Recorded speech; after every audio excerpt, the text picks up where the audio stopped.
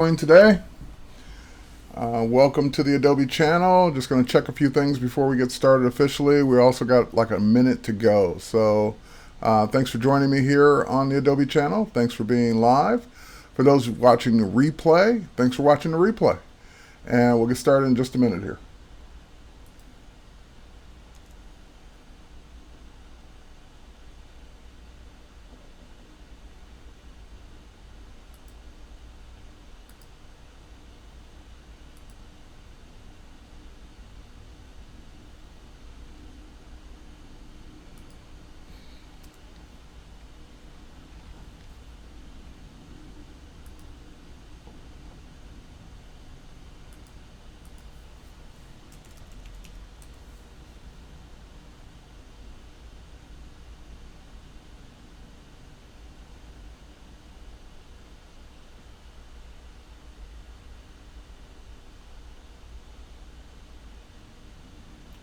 Alrighty.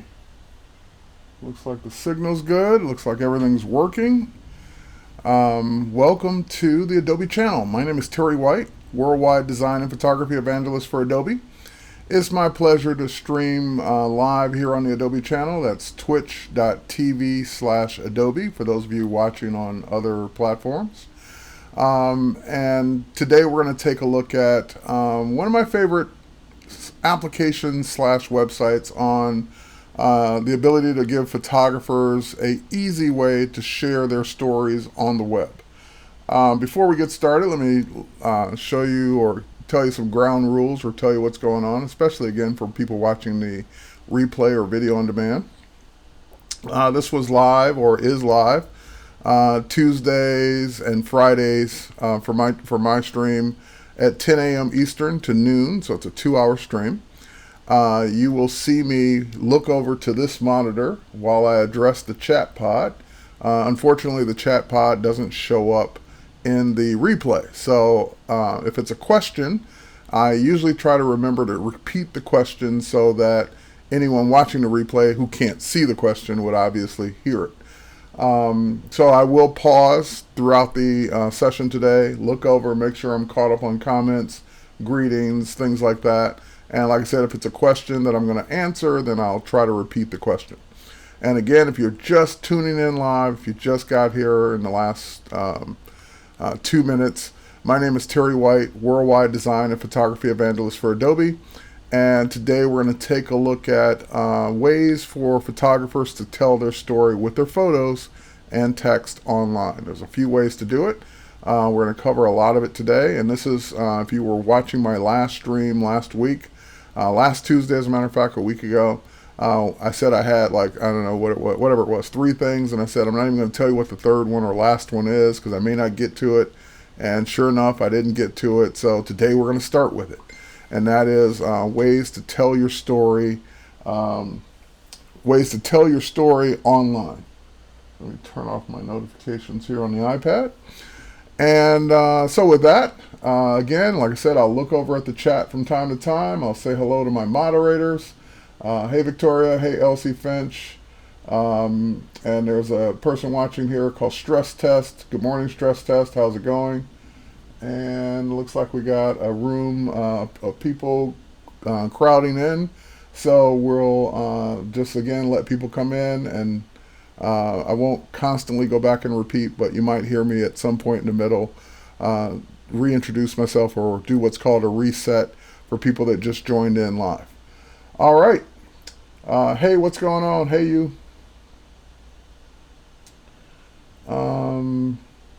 Fran Arts is here. Katzman is here. Katzenman. News Ru is here. Okay, some of these usernames I can't pronounce, so I'm not even going to try. But hello, everyone that just got here. Welcome to the Adobe Twitch channel. My name is Terry White, Worldwide Design and Photography Evangelist, and let's kick things off and get started. All right, first thing I'm going to do before I share my screen is get to the right spot. And let me do that right now. All right. And we'll go ahead and switch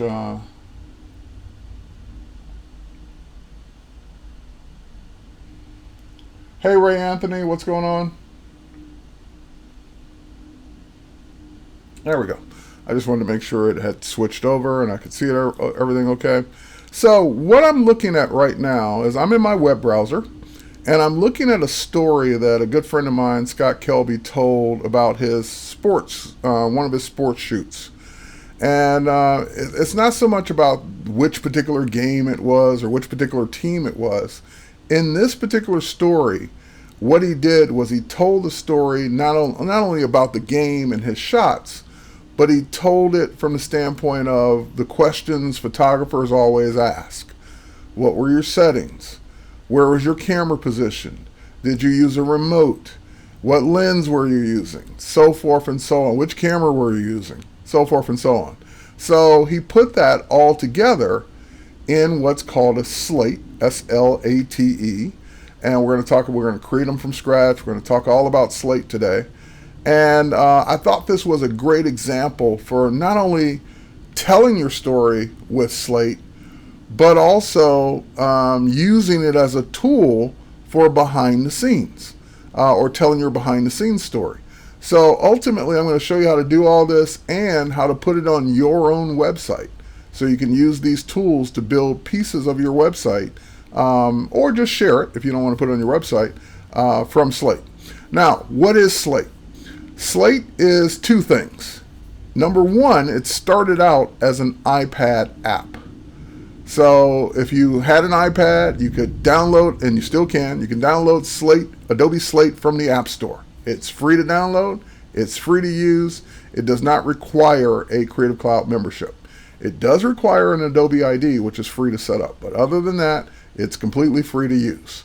The slates or the web pages that you build with this, the web stories you build with this, are hosted at adobe.com. Now, that was great. Yay, I could download it on my iPad. I can create a slate with my iPad. I can share it to anyone, no matter what they're viewing it on. And it would just be an HTML5 page and they could look at it. But what if you didn't have an iPad? So one of the things that just happened, I believe in the October timeframe,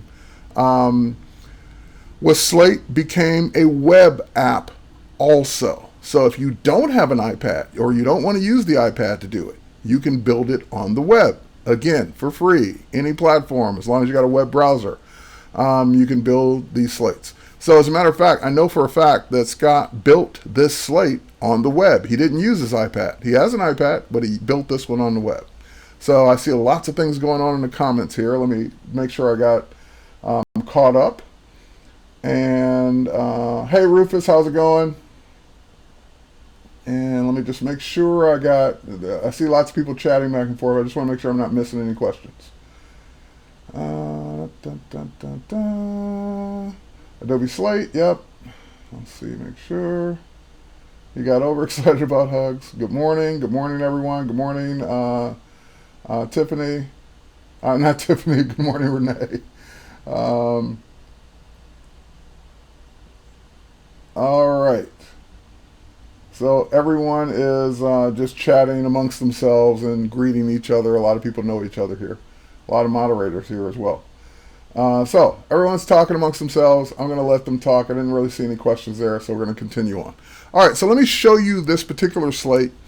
I'll show you some other examples, and then we'll go build one. So like I said, this particular one was built by a friend of mine, Scott Kelby. Great photographer, great author. Matter of fact, the world's top-selling photography book author, like 7, 8, 10 years in a row. I can't remember. I can't keep up.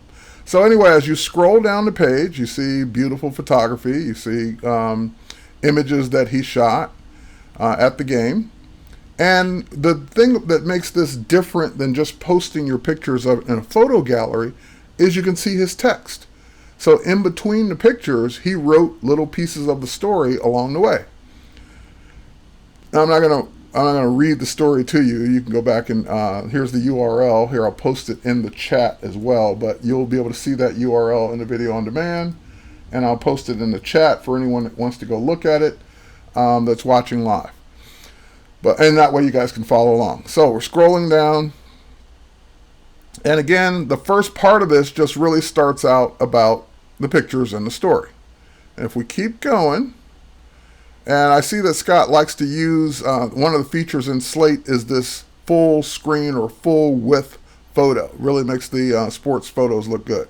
They don't all have to be full width. As you can see, some of these are just their regular aspect ratio. Some of these are set up in a grid format. And even if you wanted to drill down on one that's in a grid, you can click on it and it will show you all the ones in that grid.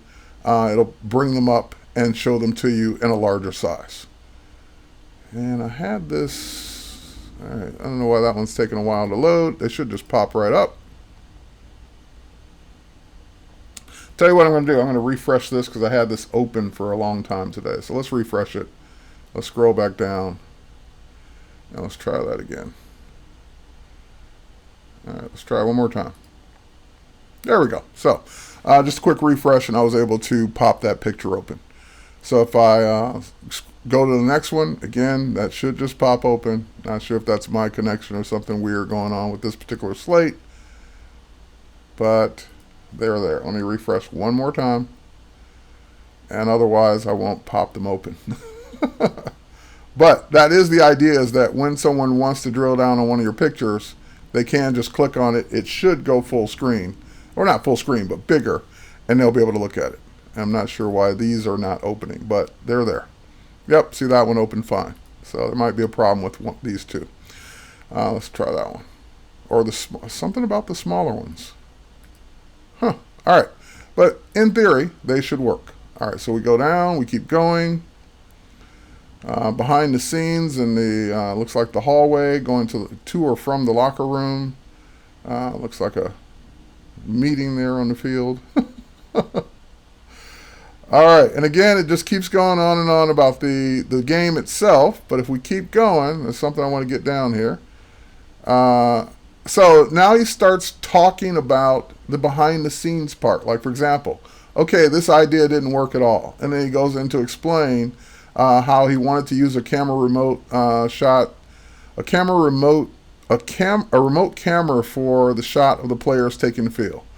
And he found a decent place. And again, this is all, now he's telling you kind of the behind the scenes of what worked, what didn't work. He found a spot for the camera.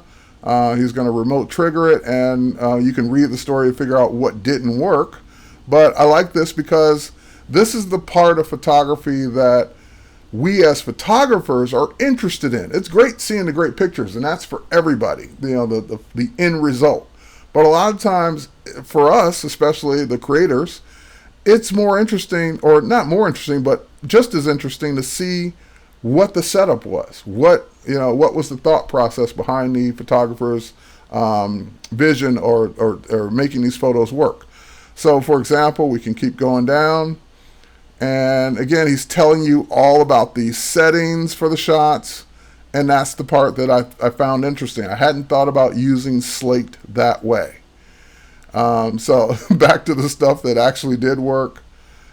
And camera gear. So again, this is all just a text description telling you what gear he used, what the settings were, so that if you wanted to get into sports photography, you got kind of a head start. I've never shot a game, for example. I'm a portrait shooter, landscape shooter, fashion shooter, glamour shooter. I've never photographed a game in my life. So if I wanted to photograph a game, I would have no idea what settings I needed to use. I'd have to go practice and test things.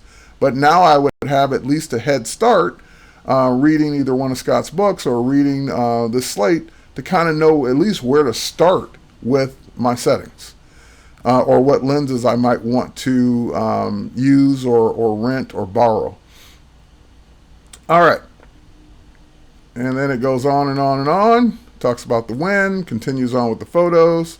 And this is a longer than average Slate, but it's a good one. And at the very end, it says created by Scott Kelby, and you as a viewer can give it a thumbs up. That's like clicking a like button in Facebook, or you can just appreciate it, just like we would on Behance. And that's it. And made with Slate, and you can go get Slate, which means you can go download the app or you can create your own. So that's what a Slate is. As a matter of fact, you see a create your own button right up there when you're scrolling the Slate. All right, so let me pause for a second, make sure I'm not missing any questions here in the chat. Dun, dun, dun, dun. Okay, so someone's asked, wondering if I could tell them how to replace their external drive for Lightroom. Just copy everything over to the new drive and unplug the old. That depends on what you mean by everything. Um, so, if everything is on your external drive, then yes, you would copy it over to the new drive and make sure the new drive is named the exact same thing.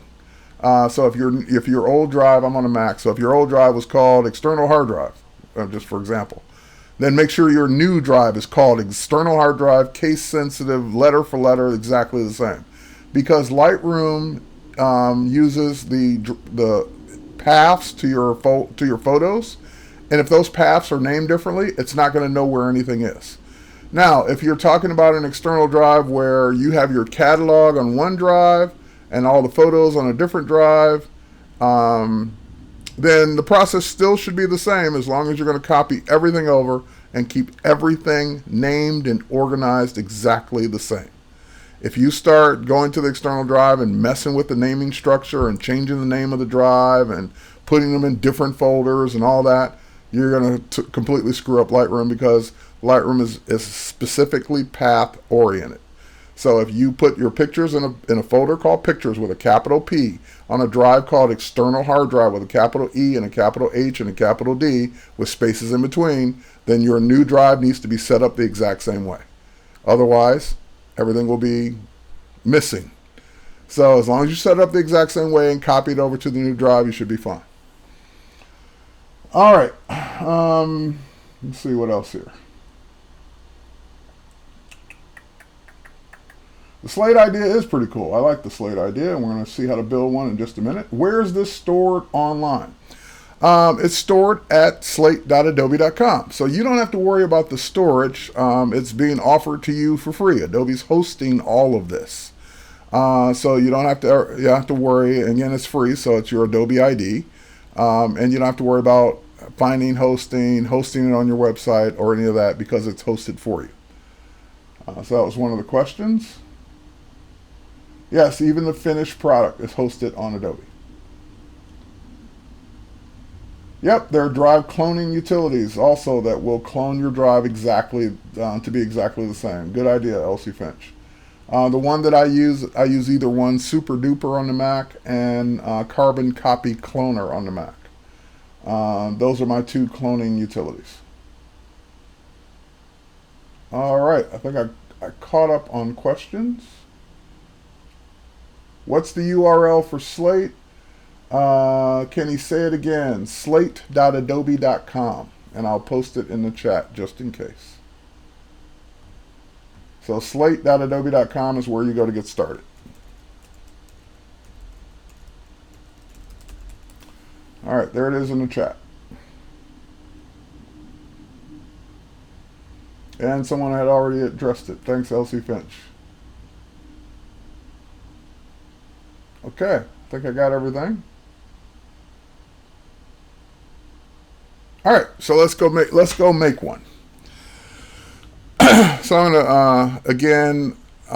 This is Scott. This is one particular story, and again, it's for those of you watching the video on demand. Here, I'll pause on the URL for Scott's. Here, let me go. Hang on. Sorry about that. Let me go back for a minute. I'll pause on the URL for Scott's story for those watching the video on demand. So it's slate.adobe.com, and then this is the rest of the URL for Scott's story.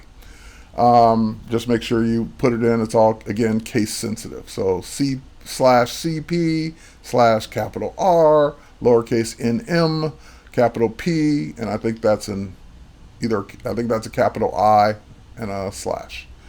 And if you're on the chat, you have already got it. All right. So screenshot that or whatever you need to do. Next, let's go make our own. Now I can click the create your own right here, but I've already put it in a different tab. So all I've done in the other tab was go to slate.adobe.com, which is the URL I've been telling you all along. Once you go to that URL and sign in with your Adobe ID, any Slate projects you've already created will appear here. So the ones that, even the ones I created on my iPad appear here, which is kind of cool because that means that the Slate format is the same, whether it's on the web or the iPad. So all the ones I've done in the past show up here. If you scroll down to a section called Get Inspired, that's where you will see other examples of slates that people have done, and they've marked them public. Because you can keep your slate private so that only the people that have the URL can see it. Or if you say, oh, I don't mind if Adobe, makes this public and puts it in the gallery, and if we think it's really cool, we will. You can mark it public. This is all at the end when you go to publish it. So you can either private or public, and if it's public, it might show up here. It's no guarantee that it will. But it certainly candidate to show up here. If it's private, it won't show up here. So you can keep your slates private if you want to keep them private. Ride with Uber like a 5-star pro. That's cute. The guide, Twitter catalog, greeting card. Now, this one I looked at yesterday. I did a class on mobile at Imaging USA here in Atlanta. And one of the ones I brought up yesterday I hadn't looked at before, and it was this one. It was called the guide. And this was another clever idea for using Slate that, I would have never thought to use it this way. So let's go look at this one. And that one will load. And now notice what it says. It says the guide, digital shopping tech edit by fashnerd.com. If we scroll through it, it's the first digital shopping guide of a stylish fashion and lifestyle tech products. And what they've done is they basically just used Slate to create like their online catalog. So they have the glide show. This is called a glide show, by the way, where the pictures kind of zoom as you glide across them. They've got the caption being the price. Then they do a description and a link to go buy it. So they're not integrating a shopping cart or anything like that into the Slate. They're just using Slate as a cool way to build their product catalog using the caption feature for the descriptions of the product, using nice big pictures. And then you can click the link to go to their website and actually place your order or pre-order. So I thought this was a cool use of Slate that I never thought about doing. I don't have any products to sell, but if I did, I would certainly want to create one like this. That's kind of cool. All right, and we can just keep going, and it's just product after product, link after link. But what a cool use for Slate. Using it as your kind of cool HTML5 catalog online, built with Slate, and I can appreciate that because that was cool. All right, so that was another use of Slate. Now, this one I looked at yesterday as well, and I no offense to Tony, the photographer, but what I didn't care for so much in this one, the pictures are great, don't get me wrong, Tony's a good photographer, whoever Tony is, but you notice that starts off with a great wedding photo and the text, and that's cool, but then you scroll down, and it's just picture after picture after picture after picture after picture. And what's missing from this that makes Slate what it is text. You're not telling your story with text.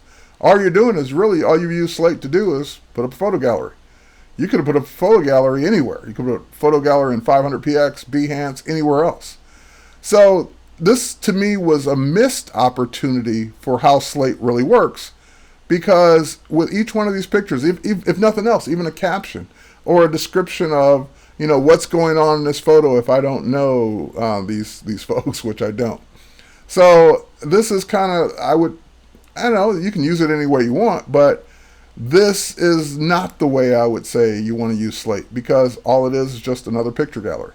Now, you explain some stuff at the very beginning, and I have to go all the way back up to see the text. Yeah, right here, he's just really talking about how you should view it and who he is.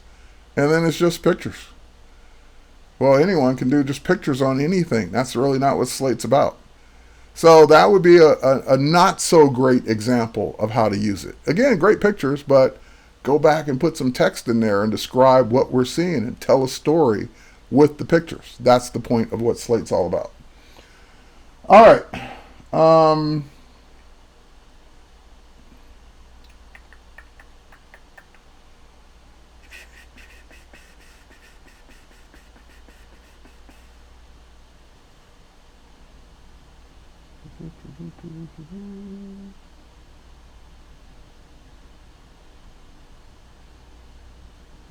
All right.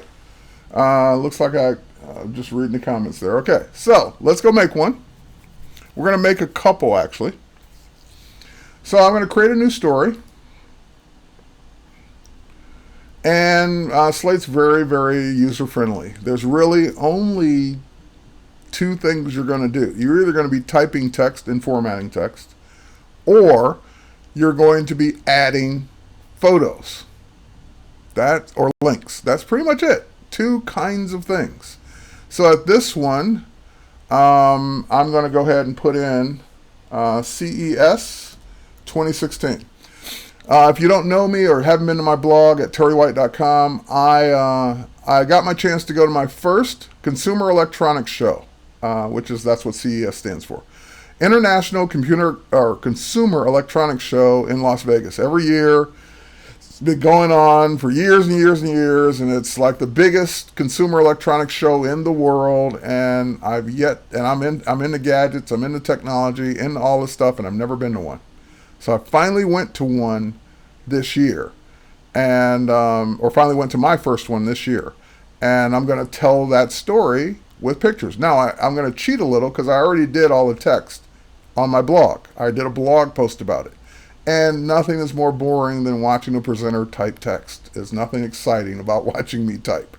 So I'm going to just steal a lot. I got the blog post there in another tab, and whenever I need text, I'm just going to go over there, copy and paste it in here, just so you don't have to watch me type. I might type quick little things, but that's about it. All right, and I can put my name in. There we go. And now, the next thing it's asking me is give me a plus sign here, and of course I can add whatever's going to come next, which is usually a photo behind this. But I just want to point out, you have themes in the upper right-hand corner. This will be the same on the iPad as well. The difference on the iPad is your themes will be visible already down the right-hand side. But on the web version, you still have those exact same themes. You just click to pop out the panel, and that way you can design based on whichever theme you want to do. Now, the theme will format the look and feel of the pictures and the text. So most people like crisp. That's the one I'm on right now. I'm on crisp by default, and it is one of my favorites. Sometimes I'll also use chic or chick, whichever way you like to pronounce it. The other ones, I don't know, they're okay.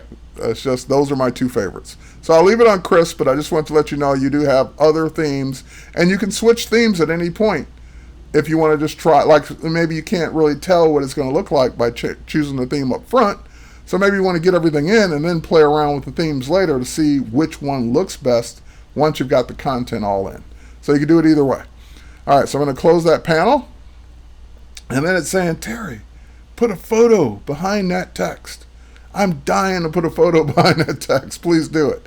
So when I click the photo, and this, again, is the same thing on the iPad, but you have a few more, I think you have a few more choices on the iPad. Yeah, obviously you would. So I'm in a web browser, so it's saying add a photo. Now, obviously, my first choice is browse files on my computer. Again, if you're a free user of Slate, go to slate.adobe.com, sign in with a free Adobe ID. Then you can, of course, create one of these using whatever pictures you've got on your computer right now. However, if you are a Creative Cloud member, then you get some more choices on the right-hand side, like using your Creative Cloud Files folder or using your Lightroom mobile collections. That's the part I love about this, and that's why I love using Lightroom Mobile, is because each new app, each new web thing lets me grab those photos that I'm already putting together in Lightroom. And of course, again, if you're not a Creative Cloud member, you could grab them from your computer. You can find royalty-free photos to use, or you can just use Dropbox if your pictures are in a Dropbox folder. So you can use any way you want. Now, I'm going to grab them from Lightroom, but let me show you what I mean by in a Lightroom mobile collection. So I'm going to switch over to Lightroom, and here are a lot of the pictures that I took at CES. Now, I didn't get a chance to put them all in the blog post. I think I only put 20 of these in the blog post, but there are like 86 pictures. And of course, I could put a few more in a slate because they can be organized a little better and a little easier. So this is the collection of 86 photos that I want to be able to pull from. And in order to put those photos out to Adobe Mobile or sync to, Lightroom Mobile, what I did was I created a collection. So there's the collections area of Lightroom. I just click Create Collection. Once I created that collection, I checked the box next to the collections here. Like so, that checkbox right there is what syncs it to Lightroom Mobile. So it's going to take time. It's going to build smart previews of all your raw files or your JPEGs or whatever. And it will take whatever time you have, whatever time it takes for your internet connection and the number of photos you've chosen. Now, some of these photos, like this one I'm looking at right here, this image 2271 JPEG came from the iPhone. My friend Victoria took this picture, and this one's 4032 by 3024. I think all of these are iPhone photos because I did not bring my DSLR with me to CES. So it doesn't matter whether they're DSLR photos, iPhone photos, Android photos, whatever kind of camera, or drone photos, whatever kind of camera you want to use. As long as you put them in a collection, sync that collection to Lightroom Mobile, then you will have those photos accessible to you in Slate on the iPad and Slate on the web and other Adobe mobile apps. All right, let me pause for questions real quick. And it doesn't look like I have any new ones. And okay, moving on. All right, going back to the web. So it's asking me, where do I want to get that background picture from? Well, obviously, I want to get mine from Lightroom Mobile. So then it shows me all my Lightroom Mobile collections. And I'm going to go to that one called CES 2016 that we just looked at. And there they all are. And I think it's probably best to use the big, giant CES logo that was out on the ground outside the convention center. Let's go ahead and pull that one in. And it will sync it, and it's rendering the high-res version of that, and there it is. So that will be my background photo for my slate. Now notice what it says here. Start scrolling to write your slate. And it said write for a reason, because it's if you just wanted to use pictures, you can, but that's wasting the use of Slate. I mean, you can go put pictures up anywhere. You can make a Facebook album and put all your pictures in. So it says start writing your slate because that's more important. All right. What question? Let's see. Looks like I missed a question. What question did I miss? From Jan. Let me scroll back up.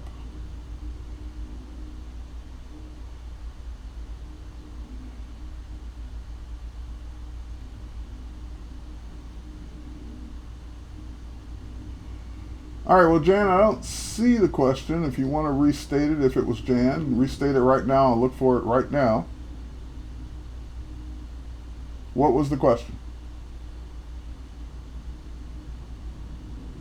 I'm looking.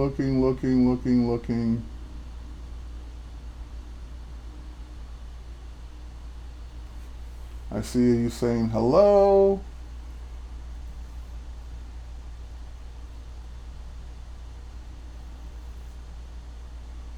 What are the advantages of using Slate to exposure? Oh, okay, there we go. How do the two compare? I've never used exposure, but Scott Kelby did, and he switched to Slate. So obviously he liked it better. I can't answer that because I've literally never, ever touched exposure. Otherwise, I'd weigh in on what I thought was better in one versus the other. So sorry, I don't have a better answer for you.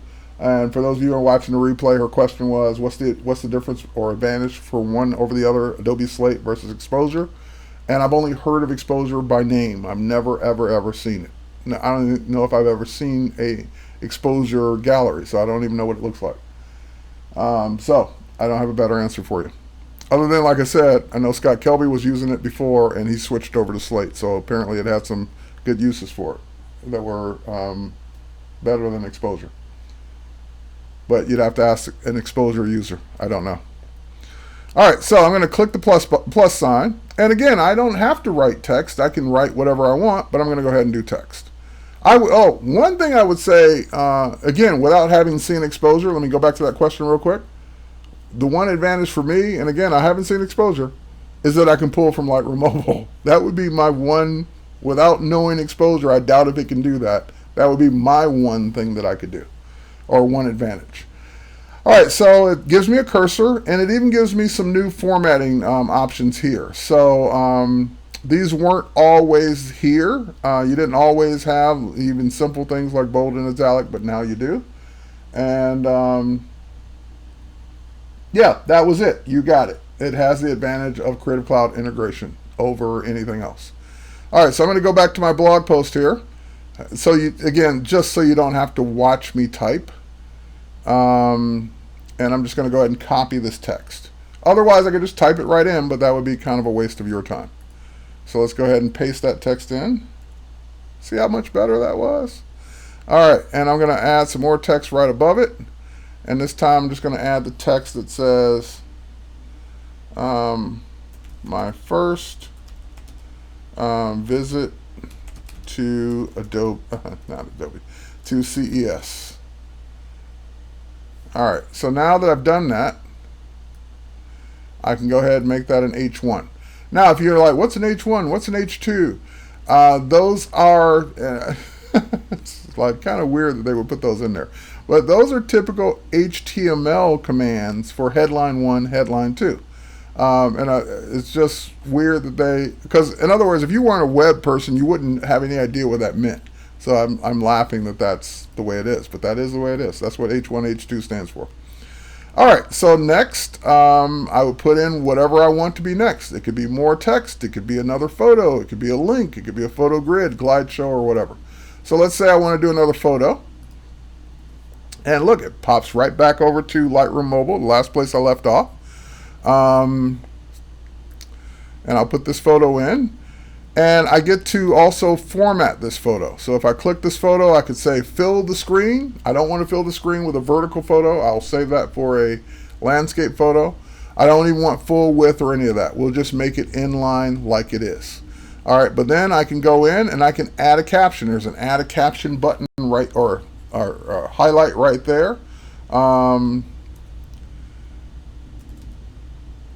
flew from Atlanta to Las Vegas to attend the show. Okay, whatever. Next, let me go back and look at the album here. I just want to make sure that I've got, so I'm telling the story the way I want. All right, let's do this one. We'll do another photo. We'll do that one. I got in late Wednesday, day 1 of the show, and couldn't wait to wake up the next day to go. All right. Again, I'll keep my typing as short as I can because, again, kind of not interesting watching someone type. So let's go here. Let's do a photo here. What I want to do is put the Nikon photo in. One of the first booths that I wanted to visit was Nikon because Nikon was introducing the new D5 and D500. All right.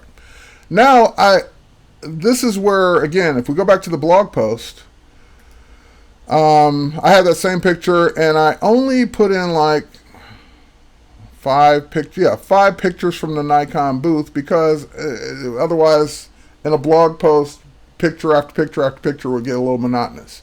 But if I want to share a bunch of pictures in a slate, I don't have to list them one by one like I've been doing so far. I can put them in a grid so that they're smaller, take up less space, and they're a group of pictures all together that relate to each other. So for example, let's go back to the slate, and let's go in here and make a photo grid. And now from the photo grid, I can say I want that one, that one, that one, that one, and let's see here. That's pretty much it from there. Maybe this one. And that will give me the grid. Now, if I want, I can, as you see, as I click or hover over each picture, I can rearrange the order. So I can say, well, I kind of want to move that one up next to the other camera. And then it puts the flashes next to each other, which is kind of nice. And so it will resize and optimize the grid based on the orientation of the photo. So the top 3 photos were all landscape. The last 2 were vertical, so it thought, okay, I can put the 2 vertical photos next to each other, make it a nice grid, and put the other ones the other way. And a matter of fact, we'll take that over one more. Okay. As a matter of fact, it might even look better putting that in the middle. Yeah, I like that better. Okay, so that's my photo grid. And if I'm done, because again, it doesn't know I'm finished putting photos in, so I go ahead and hit save, and then it will finish the grid. So that's what the grid looks like. And again, I can add a caption to the grid.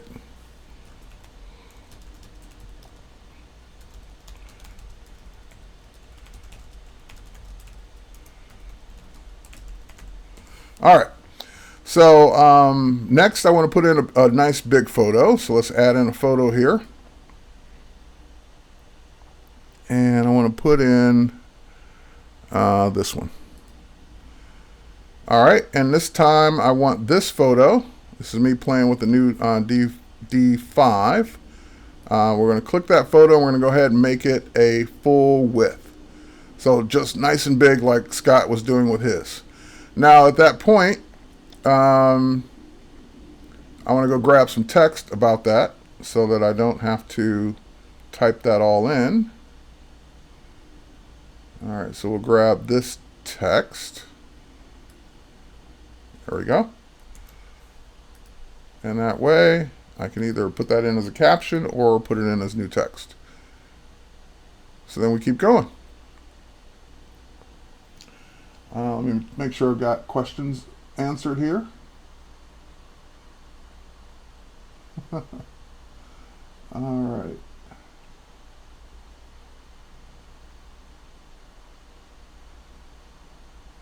Yes, rumor has it that Apple will announce Apple Watch 2 in 2016, which would be no surprise. They tend to be on an annual cycle for most of their products. All right. Yes, Mickey tapping his feet is cool. All right, let's go on, and let's say that I want the next one. I'm going to add some more text. So this is just going to be, oh, by the way, it's better if I have the text already copied.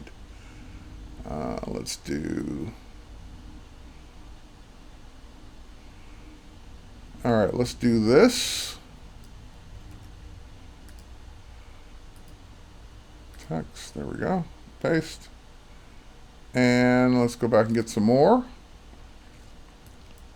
Again, just so you're not having to watch me type. Paste. And let's go get some more.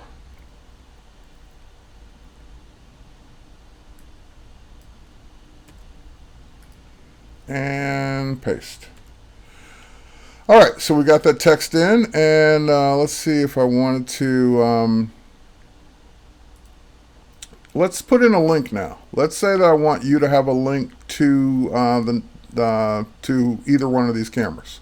So I already have a link here. I'm just going to copy the link, and then we'll go back to Slate, and we'll add a link in here. So I can click link. I can now edit that link.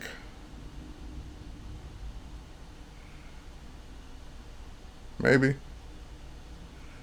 I noticed this happened yesterday on the web version. I did a link just like today, and it said it was saving it, but it never gave me the ability to edit it. That might be a bug in the web version here. All right, so it's saving. I'll look at comments for a second. Luckily, everything I've done I won't lose. Hopefully, it should be auto. So yeah, see, it did the same thing to me yesterday. I'm gonna kill the page and reload it. There we go. Scroll down. And let's try one more time.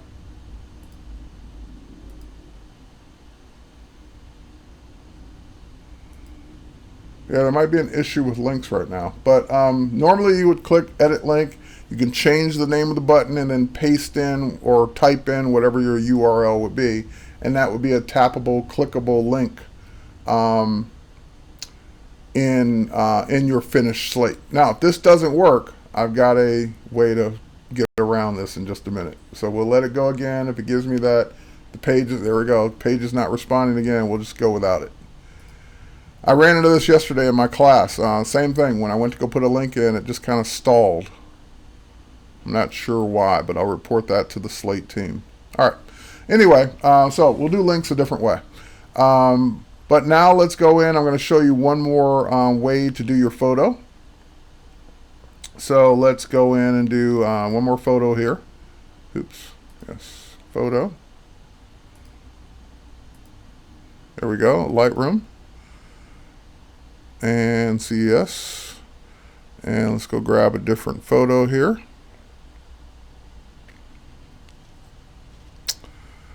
I want a landscape photo, a landscape orientation. So let's see if I've got a cool one here. All right, we'll use this one.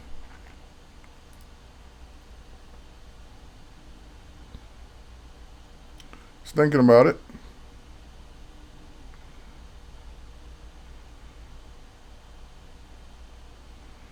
Yeah, something may have totally freaked out on the web version.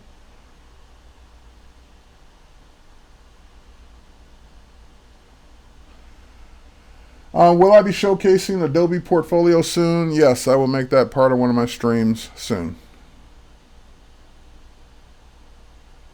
All right, this is really getting funky on me. Let me refresh this. So now I've refreshed the entire page. Let's see what happens. Oh, there's the photo. Okay, it did bring it in. And let's make it a window. Now, the one we did before was full width. That made it that. What I want to do instead is a window. And what a window does is it makes it a scrolling window over the photo, which is kind of just a cool effect. That's kind of a low-res photo. Actually, that was a image captured from a video that I took. So that's not really a high quality photo for this. But your high quality photos would look better. So now I get a caption option. Anytime you get a caption option, if you don't put a caption in, it won't put a box there. It'll just be blank. It'll just be the photo. But it's giving you the option to put a caption in.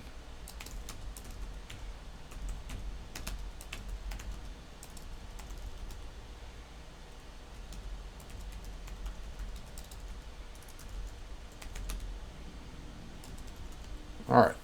So that's what was going on at the Samsung booth. And again, I can keep going, and that will scroll, appear, and disappear as you scroll over the photo. So kind of a cool effect using the window feature. I like the window feature a lot in my slates.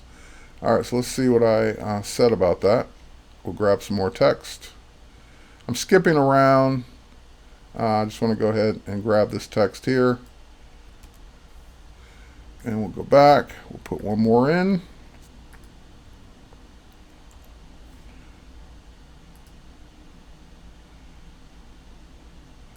Do one more.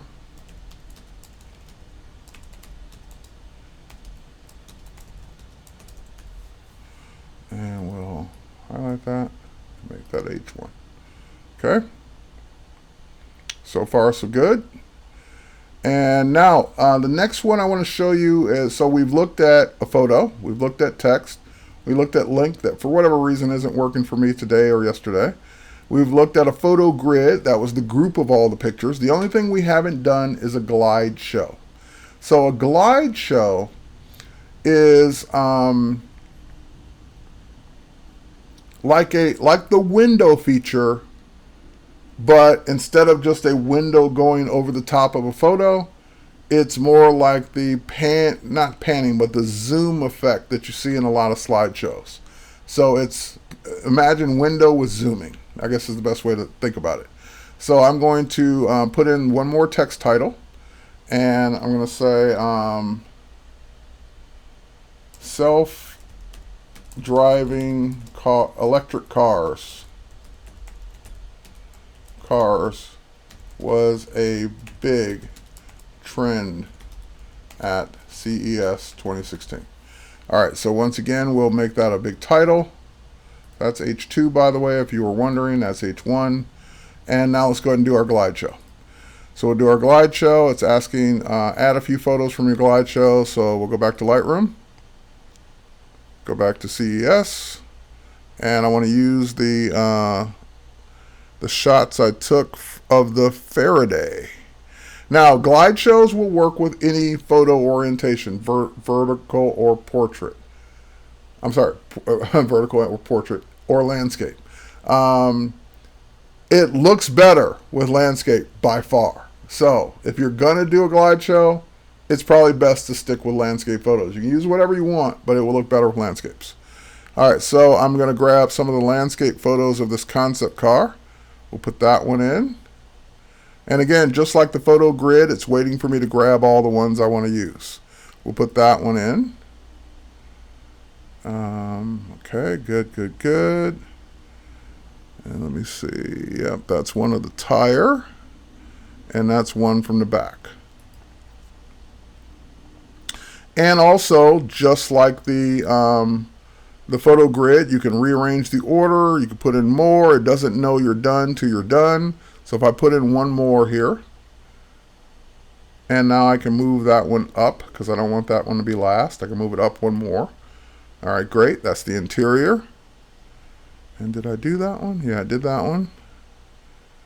All right.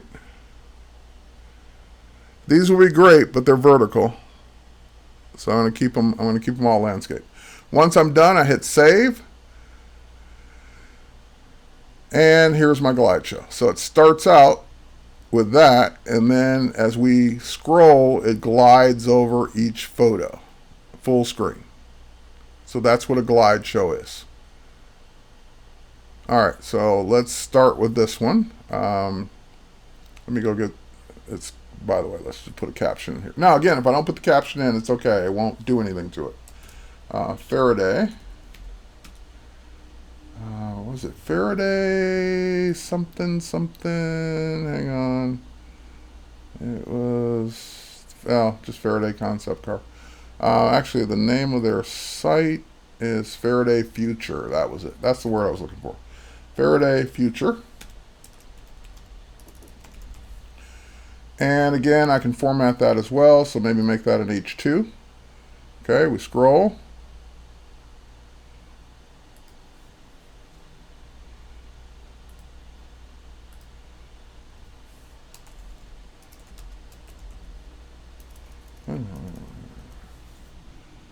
Yeah.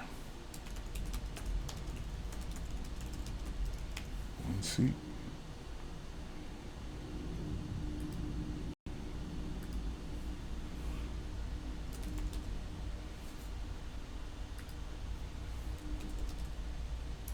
It won Best of CES 2016 finalist.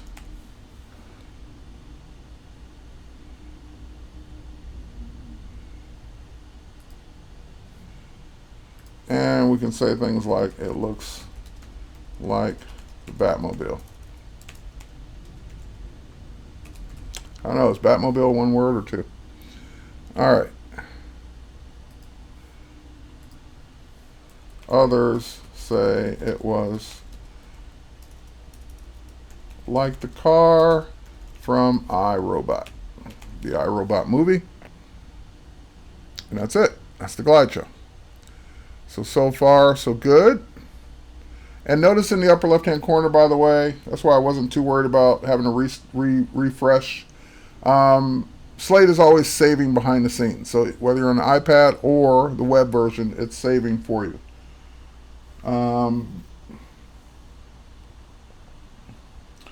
Well, okay, so someone's asking, hey, that's cool. Can you use Slate to make a website? not really. Unless your website's one page. Then you can use Slate to make a website. And I guess if you really want to get creative, you could link to other slates. So you create one, go back, edit, link to another one. But it's really not designed for creating websites. It's designed for telling a particular story with photos and text. It's for making a web page, but not necessarily a site. All right. Let's see here. One more text thing here.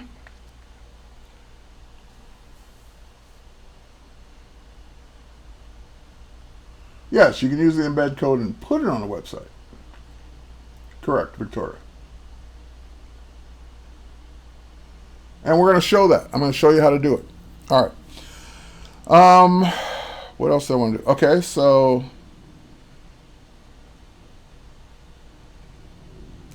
products.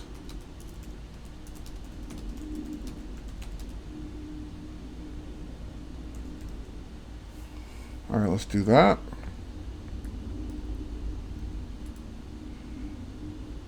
And let's go grab the text for it, which is back up here. So we don't have to watch the type. And we'll go put the text in and paste. There we go.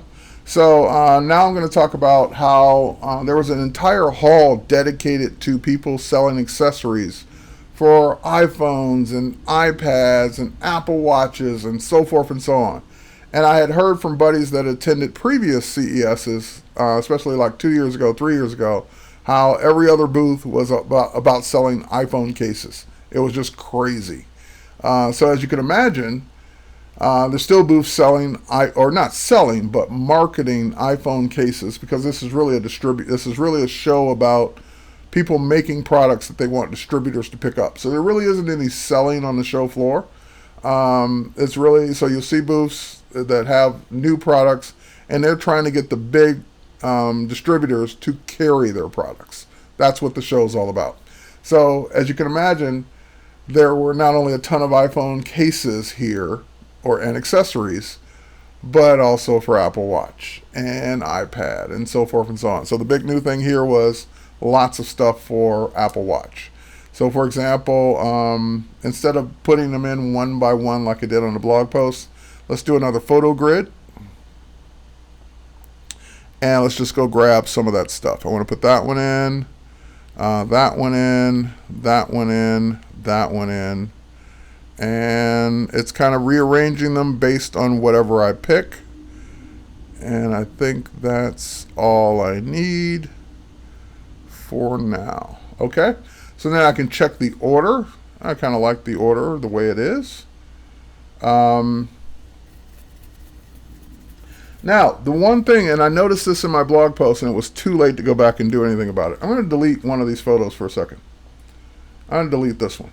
The reason I don't like this one, I like the sign. It's too much of a yellow cast on it. And even this one has got a slight yellow cast on it. That one looks really good. So I'm going to delete two of these. And I'm going to go back and delete this one too. All right. I'm going to pause this for a second because I want to go fix those two photos. Now, keep in mind, where are those photos coming from? They're coming from Lightroom Mobile in this case. So those photos are actually on my computer in a collection, in a folder first, in a collection second. That collection is synced to Lightroom Mobile. I'm going to get out of this for a second. Matter of fact, I don't know if I can come back and edit a grid after I can't. Okay, we'll get out of that for a second. Let's go back to Lightroom. And let's go find those photos and fix them. All right, so here's one. So I'm going to go into the develop module and I'm going to say, you know what? I should have paid more attention to that photo. It's not really cutting it. And also, it could, now that I'm looking at it, it could also be cropped a little. So let's take care of two things. Let's get rid of the crop, or take care of the crop first. I'm going to unconstrain it. I don't need to see all of the ceiling and that light. So we'll go ahead and crop it down a bit. And the next thing is, it's just really got that yellow cast on it from the lighting in this hall. So I'm going to grab the white balance eyedropper and just go ahead and click where it should be a neutral gray, or it should be a, if you don't have neutral gray, try black or white. And that just really color corrects that photo and makes it look a lot better without that yellow cast on it. I can still warm it up a little if I want by dragging the temperature slider over just slightly to the right to kind of warm that up just a bit. And let me go back to my crop one more time, and we can crop off some more of this that way. And that's just going to be a better looking photo. Okay, next was this other one right here. Same thing. Now I don't have like a gray card or anything, but I know that band should be gray. I know this component should be gray. So I'll click on that to be my target. So that's what you're usually looking for with a white balance eyedropper, is something that should be gray, and it just really makes the color look so much better without that yellow cast on it. And you get that yellow cast a lot when you're shooting indoors, because the lights are designed to make us look warmer, make us look more human. But when you're shooting tech or gadgets or products, you don't want it looking yellow. Same thing here. Even though I'm not going to use this photo, I would do the same thing and just color correct that one as well. And while we're at it, let's see this one. The color correction's okay on that one, but what we're going to do is just increase. Ooh, I already brought up the shadows quite a bit there. What about the overall exposure? Yeah, we can bring up the exposure on that one. And we can also crop this one.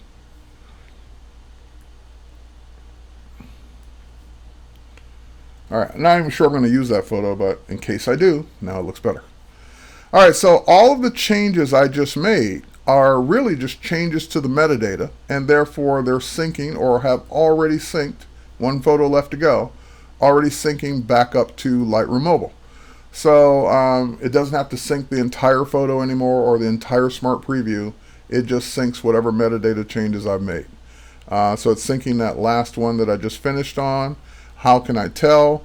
Because I see the 3 little dots underneath the sync symbol, which just went away as I zoomed in on it to let me know that that's in. Oh, actually, that's not the one that's still syncing. There must be another one.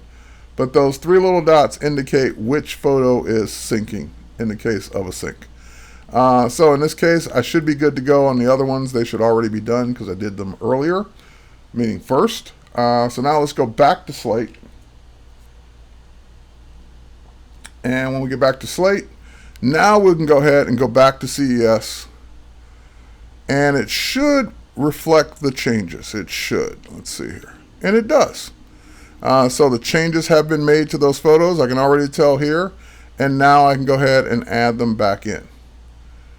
I want that one. I want this one. And I put that one in already. I guess I can put that one in too. Why not? We've got room. And that looks pretty good the way it is. I like the eye products in the middle. And now, so for example, it cropped that photo in the Glide Show because it's not cropped here. I'm sorry, in the grid. So you have to decide whether or not you want that photo full screen or not in the show. So I can make that full screen, and even then it kind of cropped it. I don't want it cropped. I don't want it cropped. It's probably because I cropped it a weird way. Let's see. How could I fix that? I could go back to Lightroom and crop it to a standard. See, what's going on is I manually crop that photo, so it's no longer a standard 4:3 orientation, and therefore it's trying to put it into a 4:3 frame and therefore cropping it. So if I don't want that to happen, let's go back to it in Lightroom. Let's get rid of it here first. What I need, and that's good. That's a good thing to know. I never knew that. And I wouldn't care if it wasn't for cropping off the M. So see how I made that a weird crop? Let's go ahead and go back to it. And now let's constrain it back to the original aspect ratio. All right, so now if I constrain it to the original aspect ratio, which keeps it a 4:3, I won't get the exact crop I want, but I will get one that will still show everything in the photo. All right, so there we go. That should still show now. And if we go back to the grid, We'll let that one photo sync, and then we should be good to go.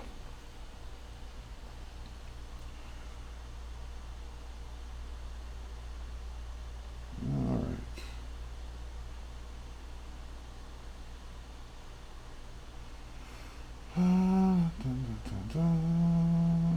All right, haven't missed any questions. All right, I'm not sure if that's the same photo that, oh yeah, I see the dots.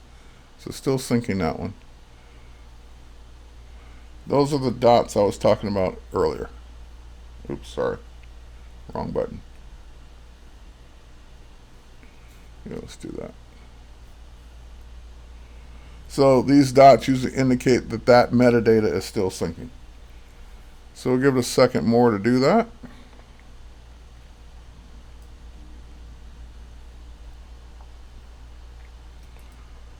And looking for any other questions. Okay, it looked like it just finished. And now we'll go back to Slate. And we'll go back. Now, the reason I get out of that collection and go back into it is so that it can refresh. Otherwise, it would just sit there with the old photo. Let's go back in now. Grab that new photo with the proper aspect ratio and see, there it is. I can now see the M in Marketplace because I cropped it to a standard 4:3 crop. All right. Everything else looks the way I want it to look. And save. Okay.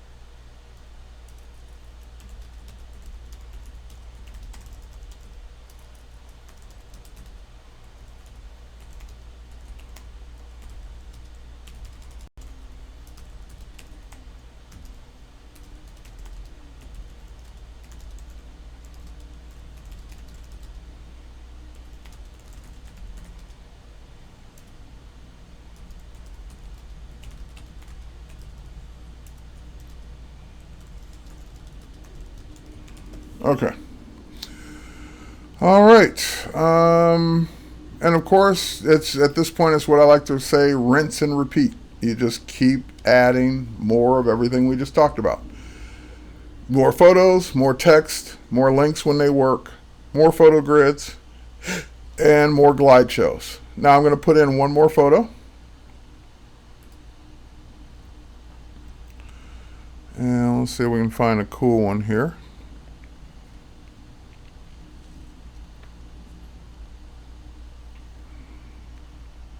I don't know what that one is.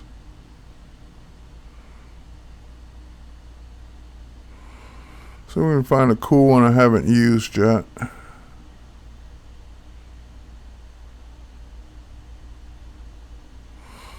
Kind of want one that's landscape.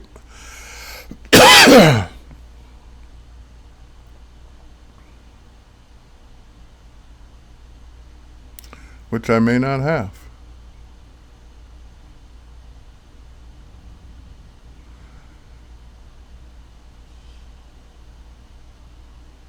Yeah, I don't think I have one. All right, we'll have to go steal something else.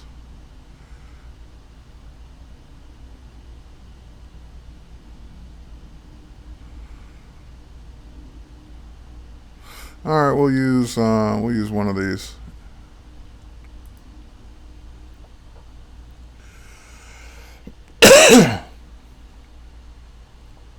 And we'll go in and set this to be another window. And then we'll put our closing text in.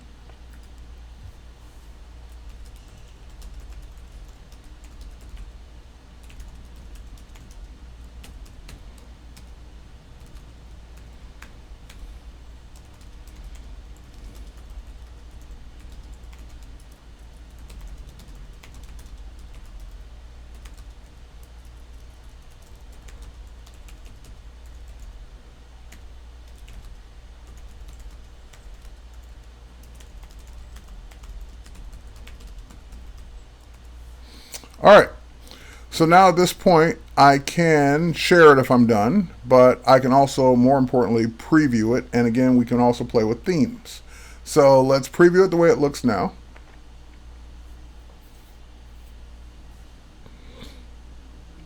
Or not. Let's try to refresh that. Okay, here it comes. Let's try one more. I don't know if I'm looking at the preview or not. Let's try the preview one more time. Okay, here comes the preview. All right, so, and there's a close box for the preview. So this is what it looks like.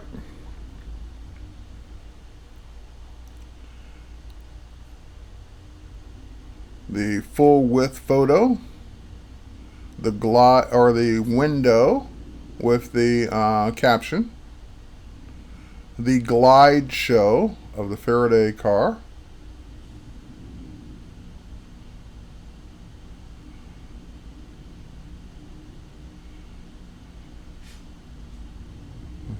and the closing window, and built with Adobe Slate or made with Adobe Slate. So I can close this.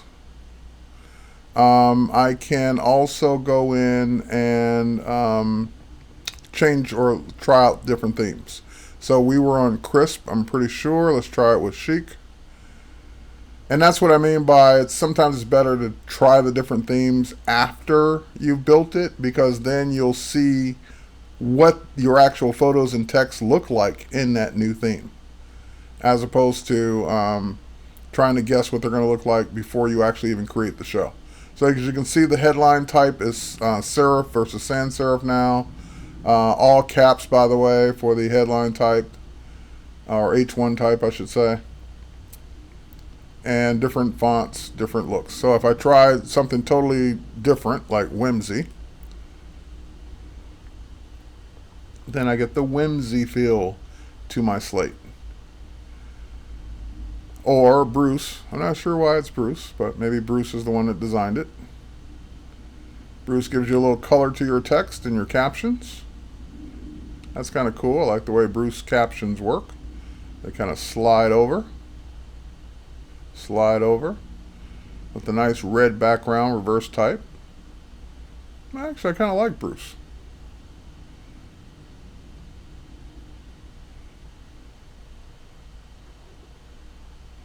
Yeah, I'll have to use Bruce a little more often now. All right, and we'll do, let's do one more. Let's try, I guess that's Teresa. We'll try them all. All right, that's Teresa. And we'll try Baldwin. Baldwin looks very official.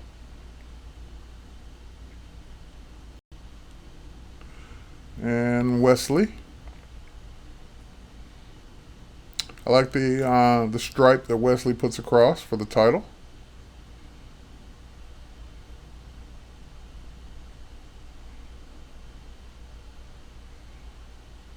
And Luca was the original one. We did Baldwin, right? Slate was the code name for Slate was Project Luca, so that was the original theme.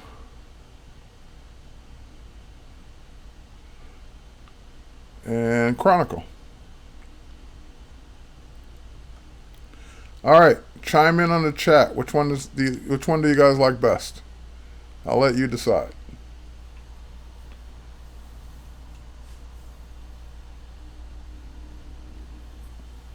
Which one?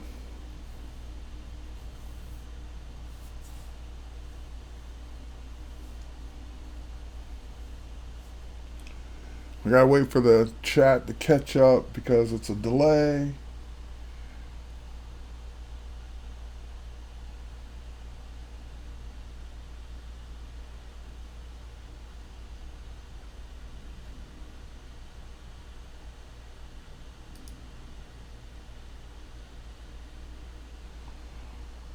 Bruce, the first one.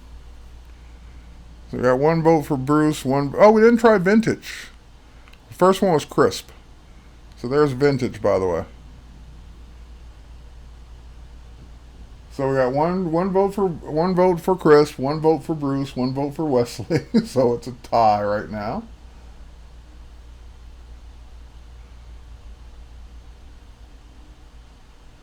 All right, whoever breaks the tie wins.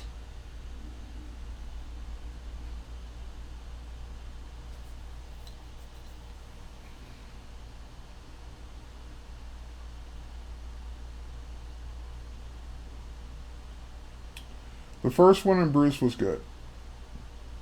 You're not breaking a tie. You're making another tie. You're tying the first one, which was Crisp and Bruce. Okay, so it's tie between Crisp and Bruce. Break up the tie. All right, once again, start at the beginning. That was Crisp. That was the first one. That's my favorite. That's the one I like the most. And this was Bruce. Crisp.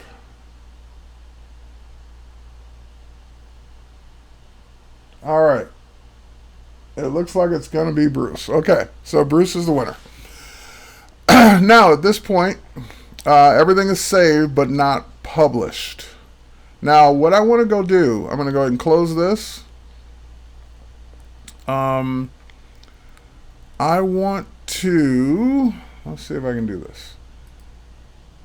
If I go back to my projects, the CES 2016 is there as a draft because I haven't published it yet. So in other words, it's still a work in progress.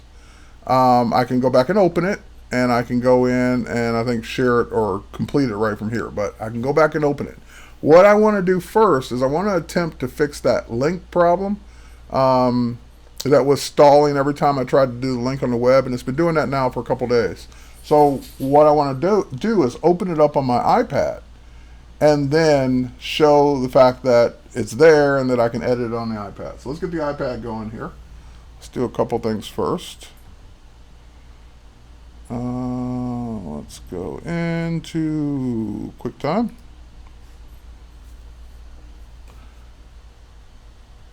Let's go over there. Let's do a new movie.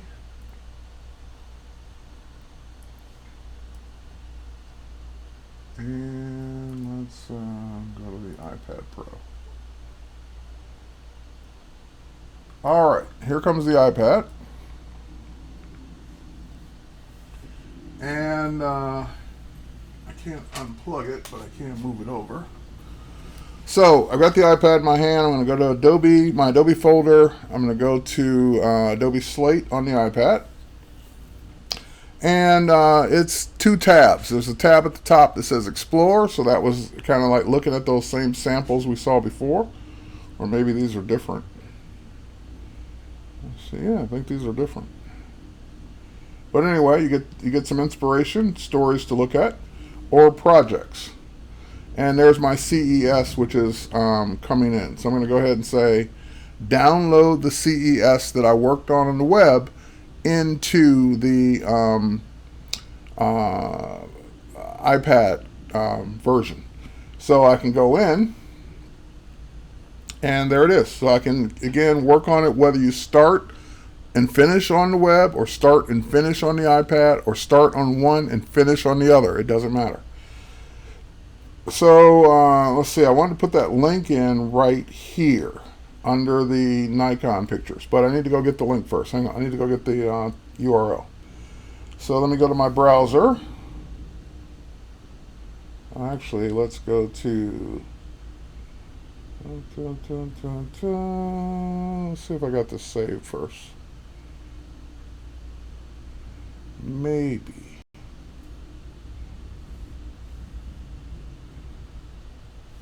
So we'll go to terrywhite.com, and I've got that. Oh, hang on, there's a story there. We'll go into it.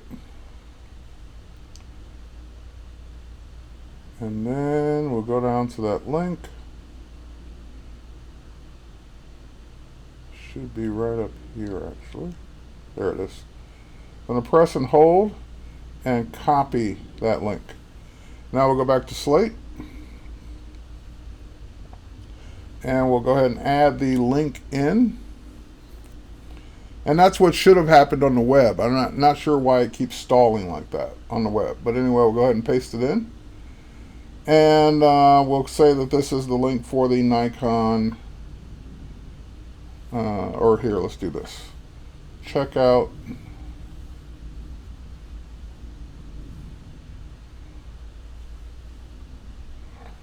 the the Nikon D5. All right, so we got our link in, we got our text in. When we say done, that becomes the button for that link.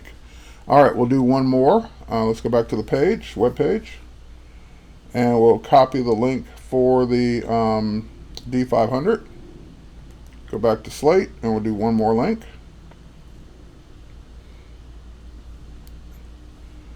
We'll say check out the D500. And we'll paste that link in as well. And we'll say we're done. Okay, so I got both my links in. At this point, I could finish it here, but I kind of want to finish it on the web. I only came to the iPad to address the link issue that I was having on the web. So let's go back home. That should save it. And now we'll get out of the iPad. Even though I could finish it on the iPad, I'm only going back to the web because that's where I wanted to show it from. All right, so we'll get the iPad out of the way for now. And we'll now say we want to open this, and hopefully it should have our links in it.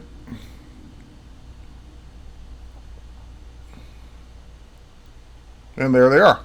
Okay, so the links are there. Again, that's what I mean. It doesn't matter where you author from. You can start on iPad, finish on the web, start on the web, finish on the web, start on iPad, finish on iPad. It doesn't, or start on the web and finish on iPad. It doesn't matter where you go, where you start. You can work on either one because your projects are synced based on your Adobe ID.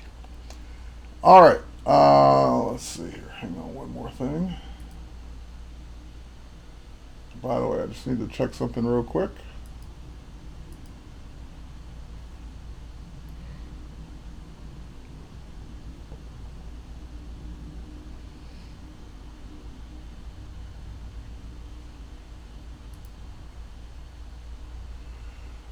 Question that Jan's asking is, do you get view counts and such for each one? And the answer is yes. And can people comment? They can't comment, but you do get counts. So let me wrap this up and I'll show you where that is. Crisp was better. All right. Everyone has an opinion, but you guys voted. It wasn't up to me. I like crisp better too. That's what I use, but you got to rally more people to vote. All right. So next, let's go ahead and share. All right. So here's what we get to do now. I can put an author attribution in, so that means, by me, so forth and so on. I can choose whether it's going to be public or not. So if you want to keep your slates private to just you and whoever has your URL, then turn this off. I can put it in a category if it's going to be public so that it shows up in the right place. So I don't know, what would this be? Would it be business? Would it be travel? Events. It would be an event. Okay, so events. And if there were photo credits that I needed to put in, I could put those in as well, which is cool for photographers. Let's do the attribution, Terry White. I can even go grab a photo of myself. Let's see if I have one here that I want to use. I should have my camera one handy. There it is. We'll use the one with the camera. All right, and so now it's ready to publish. And you can do the same thing. You can grab a photo on the iPad version from your photos of all the different places and put your attribution in for that as well. So I'm going to hit, I think I'm done. I'm going to go ahead and hit publish. So now it's creating basically everything we just told it to use. It's making that HTML5 page for us. And there it is. So now look at what it's giving me. It's giving me two things, or two categories. Copy the link and share it on social media, email, and get the embed code. I want both. So I'm going to go ahead and say copy the link. And that link I will paste in the chat pod for everyone watching live. That way you guys can go check it out later or now. So that's one. And by the way, if you don't get it right now, you can always come back and get it. I'm going to now grab the embed code. and I want that too. Copy. And let's, just for the sake of being careful and making sure we don't lose it, let's open up my text, new document. I'm just going to paste it in there just in case. I've had things on the clipboard disappear because I forget and copy something else. So let's copy that too. And we'll put that there. All right, so that way I got them both. All right, so now, and again, I could tweet it, I can Facebook it, I can email it, so forth and so on. And you can always come back and do those things later. All right, so now that's my published slate. Everyone has a URL. You can all go check it out. Now, if I come back, it says published 1 minute ago. It doesn't say draft anymore. So someone asked about the views and feedback. So 7 people have already went and looked at it. 725 have looked at that one. So the person that asked on chat, do you get stats? You get stats both on the iPad and in the web version. The hearts are the appreciation. So I got 7 views and 1 appreciation already. And this one had 725 views and 119 appreciation. So those were just the click appreciate. They liked it. So that's how it works. That's how you can create your own slate. Now we're going to switch gears. We're going to take the slate we just made. By the way, I was working on one for Imaging USA in my class yesterday. We didn't get a chance to finish that one, so that one's still a draft. And here are the other ones I've done. So this one had 1.5K views and 36 appreciations. This one, which I didn't really share with anyone, didn't really have much. And this one I didn't really share, didn't have much. These were all examples I did in classes. So you do get your stats as you go, and you can keep looking at them. All right, next. We got our embed code. So now what I want to do is I want to go make that part of my website. I can either embed it in a blog post. So for example, I can go back in, wouldn't make sense in this case, but I can go back to that CES blog post and embed that slate. But I kind of already did all that. I already showed pictures, I already did all the text as a blog post. What I really want to do is put this on my photography site. So similar to the example that I did or showed in the very beginning, where Scott Kelby did his, let's see if I need to refresh that, where Scott Kelby did his behind the scenes slate for one of his football games.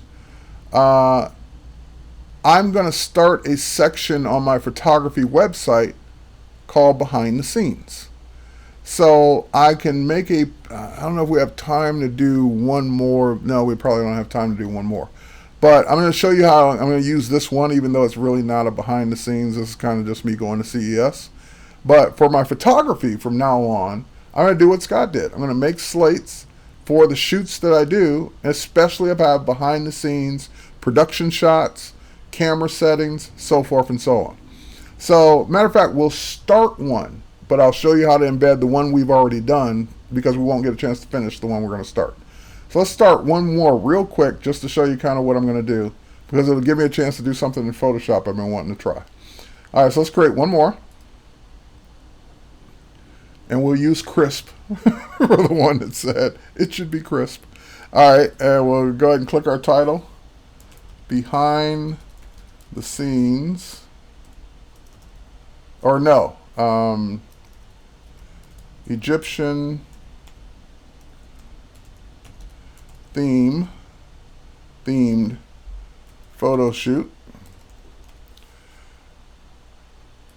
and we'll do behind the scenes. All right, so that gives you an idea of what we're going to be doing. So I did a photo shoot a few years back. It's one of my favorite photo shoots of all time because it was actually 2 years in the making, planning out what I wanted, how I wanted the pictures to look, the model, the wardrobe, the props, everything. And so it took a long time to put this together because for a year and a half it was just in my head of what I wanted before I actually started working on it. So let's go ahead and just start it. Again, we won't get a chance to finish it today. But I'm going to go to Lightroom because I already created a Lightroom collection for it, I believe. Let's go through and find it. There it is, my Nefertari shoot. So this is kind of what it all came, how it came to be with the production shots and everything in behind the scenes. So let's grab that initial photo. Let's use that one. And we'll make that our starting picture for behind the scenes. Looks good. All right, we'll scroll down. And again, this is the part where I don't already have the text already preset, so that's why we're not going to do a lot of this. But I just want to show you one thing real quick. We'll just add some text in. I'll just kind of show you a shoot that was 2 years in the making. All right, and we'll highlight that. We'll make that an H1 or maybe an H2. You know, an H1's better.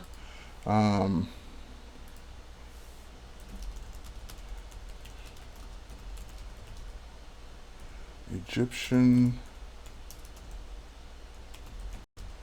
themed shoot around or using Queen.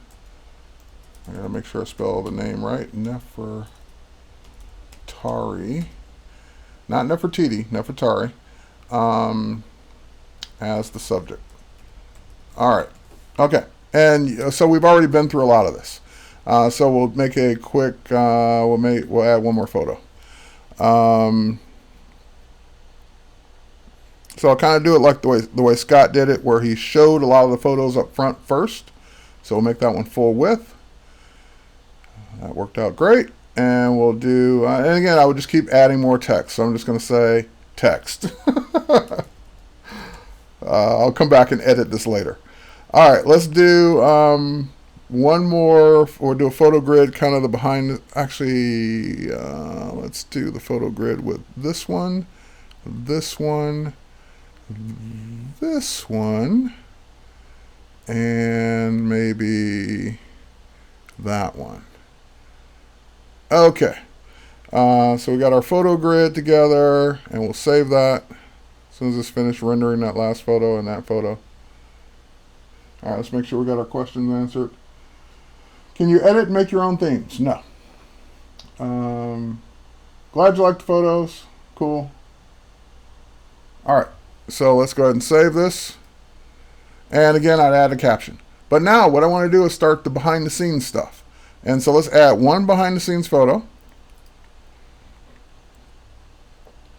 And we'll add, which one do I like better? I like that one better. And we'll make that one a full width.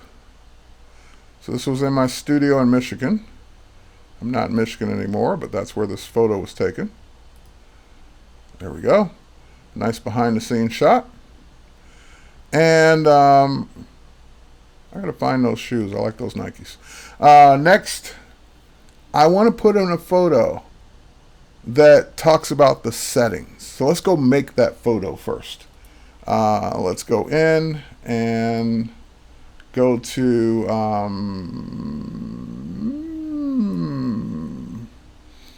let's go to, I'm just trying to think which one do I want to go first. Let's go to Lightroom first and grab the photo. We'll open it up in Photoshop.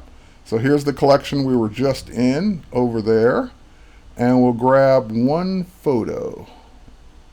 There are videos too, by the way. Let's grab one photo. We'll use this one. All right, so now one of the questions people might have is, well, what was the setup? What was the settings over the camera? So luckily, and of course I have no idea, I don't remember, but it was ISO 200, 86 millimeter, f4.5, 1/60th of a second, because Lightroom's going to tell me all that information. So let's open up one of those photos. We'll say edit in Lightroom. We'll edit a copy, or edit in Photoshop, I should say. And that should, and it's going to take a minute longer because that photo is not on this drive anymore. It's on a file server. So it takes a few seconds longer to get that over the internet. And then what I want to do is I want to find an image. I already found one, but I'm just going to show you how I found it. Using Adobe Stock, which is integrated into Photoshop now, I'm going to search for a camera viewfinder. If I spell viewfinder right, that would help. All right, so it shows you what I'm looking for is kind of like the back of a camera. And there's one, but that's for video. There's one with a nice histogram on it. That's kind of cool. I'm looking for one more with the numbers on it. There's one from the top of the camera. That'd be kind of nice to have too. All right, here we go. That looks cool. That would work. And actually, this will work nicely. So I'm going to go ahead and say that I want that image. I already know I want it, so I'm going to go ahead and buy it. But wait, cancel. Before I buy it, I want to just hover over it. It's vector. So keep in mind, that's a vector image. And that's okay. So I'm going to go ahead and buy that. Yes, I want that image. It's vector, which is cool because that means I can change it easily. And now it's syncing that viewfinder to my Adobe. I have a library called Adobe Stock. Let's go ahead and open up Illustrator since that's vector.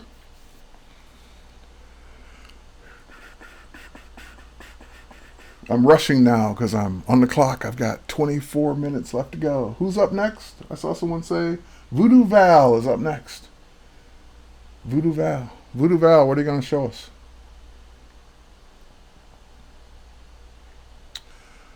All right, so I'm in Adobe Illustrator. It's letting me create a new document, recent documents or presets. I'm going to go to my Adobe Stock library, have it show me that.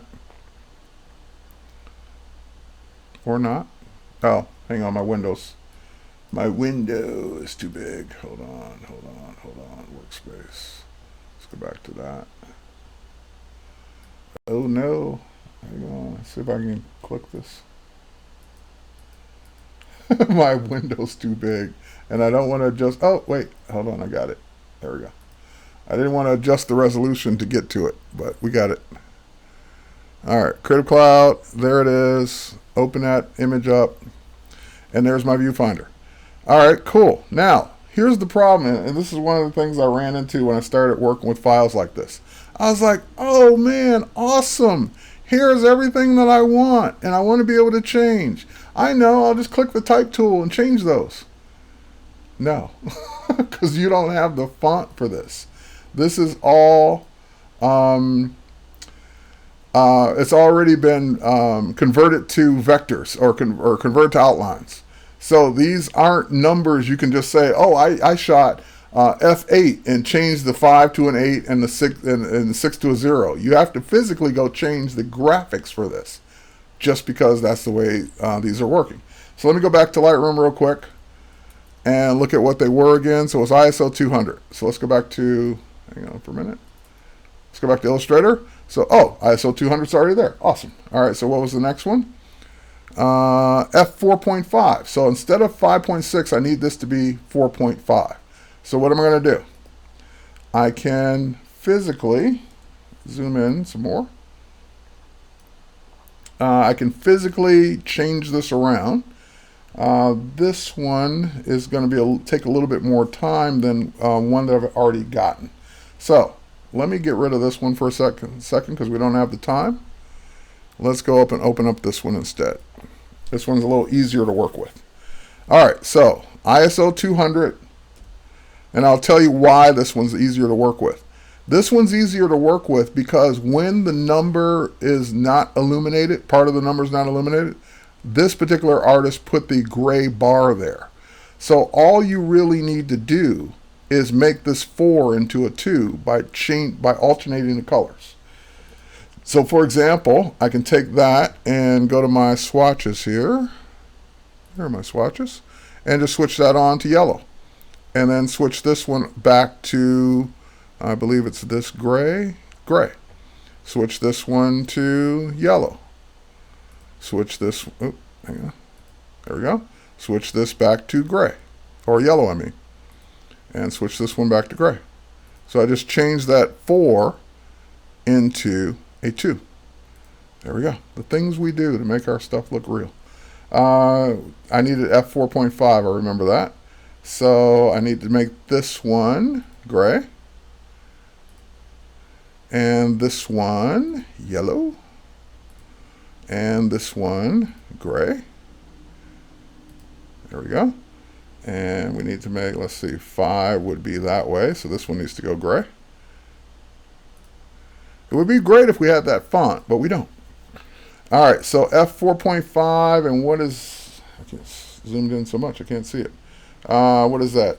250th of a second, I guess. That's the ISO. Is that the shutter speed? Let's go back and look. Yes, I'm not sure how I'm going to do this. Maybe just change that to a 60. Dun, dun, dun, dun. All right, so let's change this to all gray. Which, by the way, you can do this effectively more than one at a time. You don't have to do it the slow way I was doing it. There we go, they're all gray now. And we're going to change this to a 6. So that one's going to be yellow. And that one's going, okay, we're good. All right, so that's it. So we're at our 60th of a second, f4.5, ISO 200. We've got our setup the way we want. So now I need to take this and put it in Photoshop. So I can do it a couple different ways. By the way, I don't know if that background is white or if that's the actual page. All right, looks like that's the actual page, so we should be good. So what I want to do now is I want to take all of this, select all, and we'll go back to our libraries. And I'm going to go to my other library, my Adobe Demo library. And we'll just add this to the Adobe Demo library. There it is. It comes in as artwork. And I could rename it, you know, F whatever, whatever. But that comes into the library, so that means once it's in the library, I have it accessible in all my Adobe products that use libraries.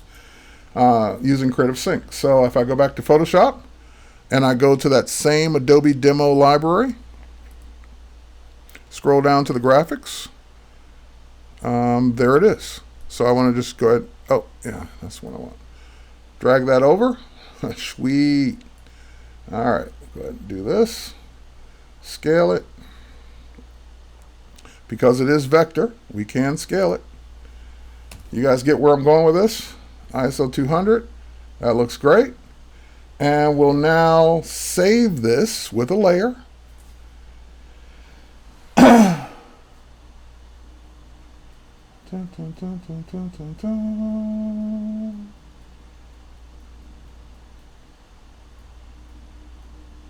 Dun, dun, dun, dun, dun. Waiting for it to save.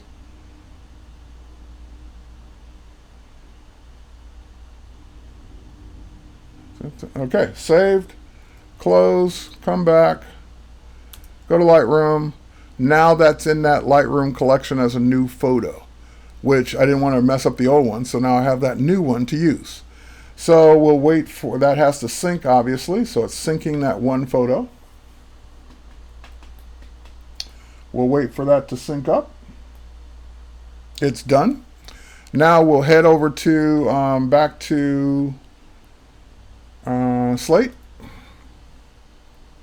and we can add that photo in. So get out of that collection, go back into that collection. Where is that collection again? Go back into, there it is. Go back into that collection, and our new photo's there. We can go ahead and add it in. Let that render, and there we are. So now I took Scott's idea up a notch, because instead of me having to, and of course I can still write down all the description of what the camera settings were and so forth and so on, I've given you a visual of what the camera settings are by using the back of a camera. All right.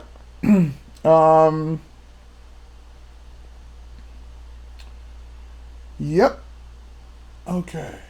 Dun, dun, dun, dun, dun. Dun, dun, dun, dun, dun. All right, next, let's go in and now again, I'm not going to finish this one because I would do a lot more work to it to make it the way I want it to be, but you got the idea. We started this slate. It's a draft right now. I would keep working, keep adding more to it, a lot more text to it, but for the sake of time, since we only got like 15 minutes left, I'm going to jump out of this one. That will stay a draft. I can finish it on the iPad, finish it on the web, work on it on either platform. What I want to do next is show you how we can take the one we already did. Let's go back here. Grab that embed code. There we go. From the slate we already did.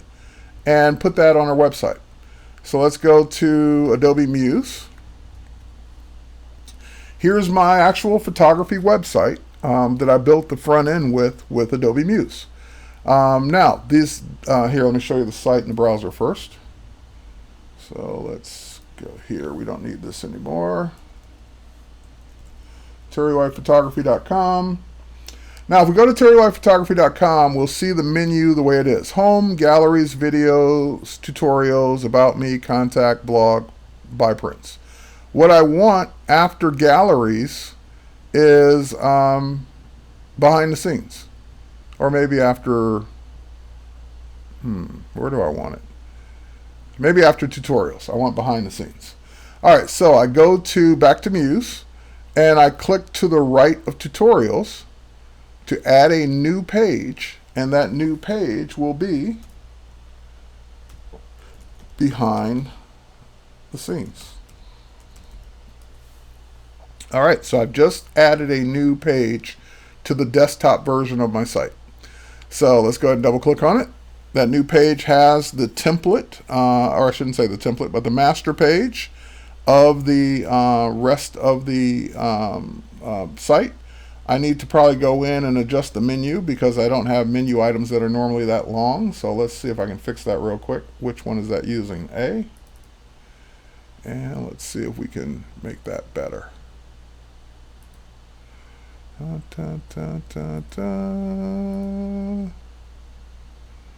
might just need to stretch it out. Uniform spacing was better. There we go. Okay, there we go. That fixed it. All right, so now I fixed that, and of course, since I did that on the master page, it'll ripple through to all the other pages. If we go to behind the scenes now, that's fixed. All right, so that's the page we're on now, and now all I want to do is I can put some text in, obviously, to describe what we're doing, but I want to also put that embed in. So let's first put the text in for what we're going to do. Grab my text tool, create a frame right here. A behind the scenes look at CES 2016 in Las Vegas. All right, so, and of course I can alter that text, font, size, color, all that. But let's get the HTML in there. So we'll add HTML, we'll paste in the HTML that came from Slate. We'll click OK, and that will give us our embedded slate. That's very, very tiny. All right, we're going to take it and make it bigger. All right, let's put it up here, and let's just stretch that puppy out. And it will re-render it accordingly. All right.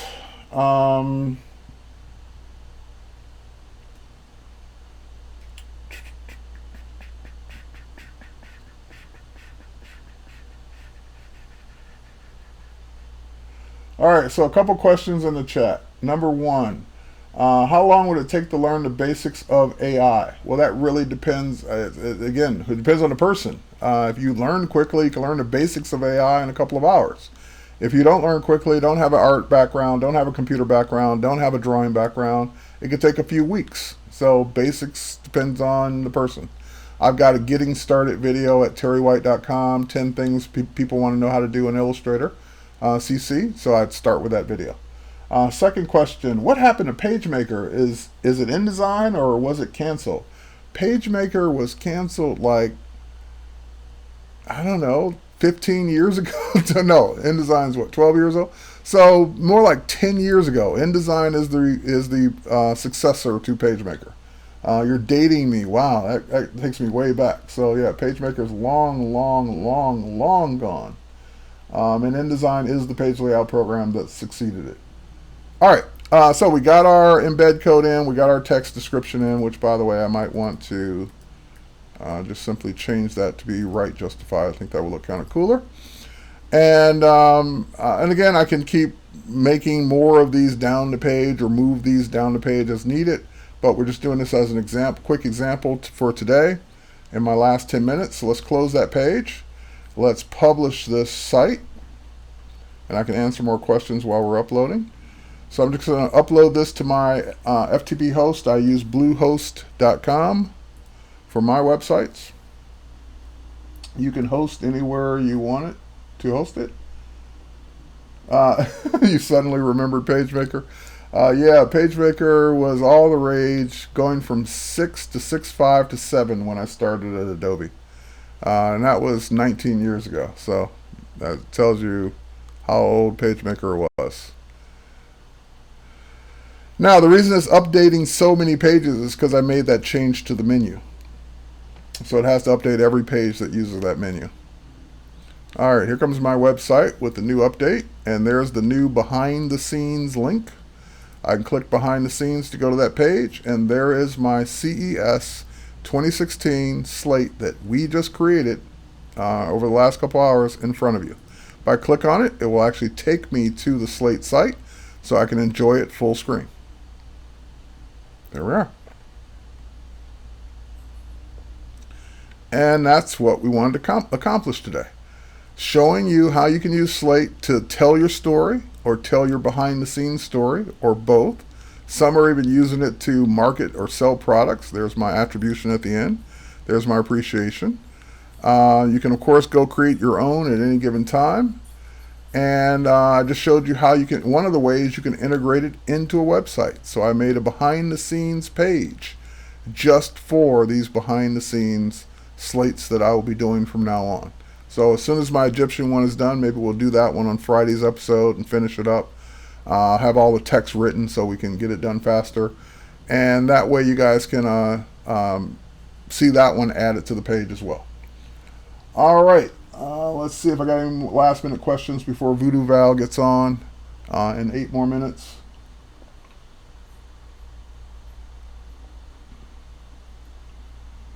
It's kind of one of those weird spots in the broadcast where I've got 8 minutes left, which is a significant amount of time for showing one thing. What would that one thing be?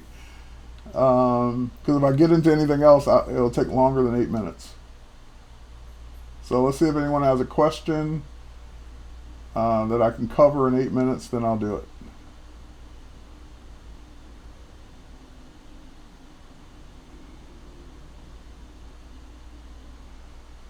Cool, glad you liked the tutorial on Slate. One thing I will show you real quick, since I do have the time, people watching the replay on YouTube are already there.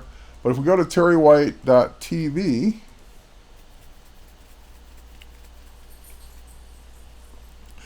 I've got playlists for each of the products. So if we go to playlists, there is an Illustrator. This is for the person who asked about Illustrator. There's an Illustrator playlist. And somewhere in that Illustrator playlist, probably if you scroll down a little bit, you will find let's see here. What's new in Illustrator? Somewhere there should be there it is. How to get started with Illustrator CC, 10 things beginners want to know how to do. So that's the video you want to start with if you want the basics of Illustrator. What is the meaning of life? The meaning of life is to go create things and not to work your entire life just to pay bills. There you go.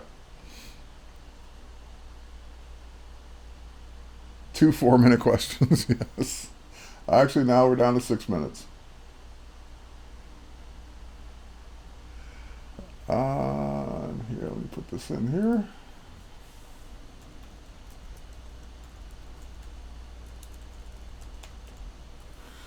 If you're watching the replay, I think we're pretty much just, again, wrapping up with questions. You can find more streamers and more of my streams on a regular basis at twitch.tv/Adobe. I got to find that icon. That's hilarious. Do I have any Muse tutorials? Let's see. Let me think. Do I have any Muse tutorials? You mean like 31 of them in that playlist? Nope, I don't have any.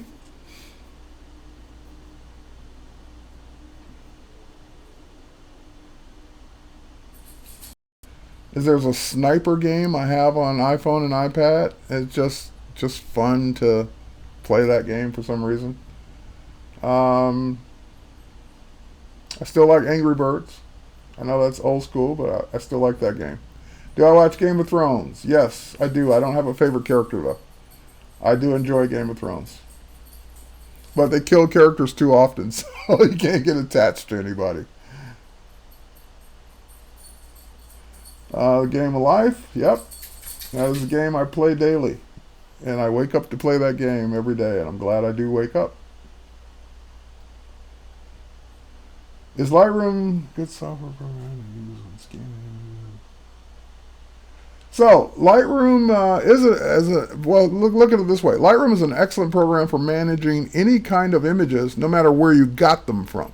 So if you scanned 1,000 images and you want to use Lightroom to organize them, Lightroom's great for organizing images. Whether they came from a scanner, a digital camera, you drew them, you painted them, you converted your negatives from film or whatever. However you got your images, yes, Lightroom is a great tool to manage those images.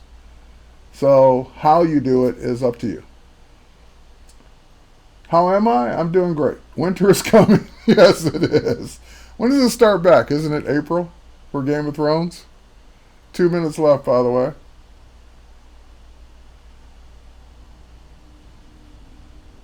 I guess I like a favorite character would be the dragon mother of dragons. I can't remember her name, but she's a interesting character.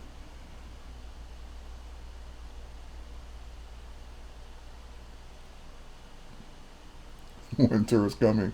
Depending on where you live, winter is here. Hopefully, spring is coming. Late April. Okay. Do I like Elements?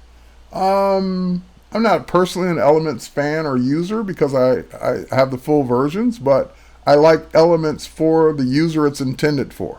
So if you're not the person that uses Photoshop every day, day in and day out, and you just really need a low cost method of working with your photos, Elements awesome.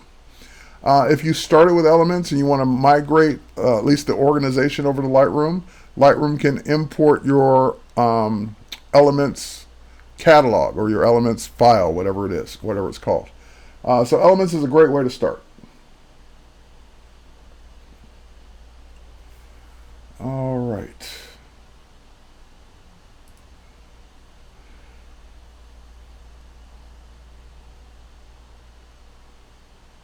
That's it. They're calling for snow here today. Oh no, I hate snow. That's why I moved. All right, guys. Less than 60 seconds left. So again, thanks for watching. Thanks for taking the time to join my stream. Thanks for watching the replay if you're a replay watcher. And of course, stay tuned for next up is Voodoo Val on the Adobe channel at twitch.tv/Adobe. And with that said, take care. We'll catch you on the next one.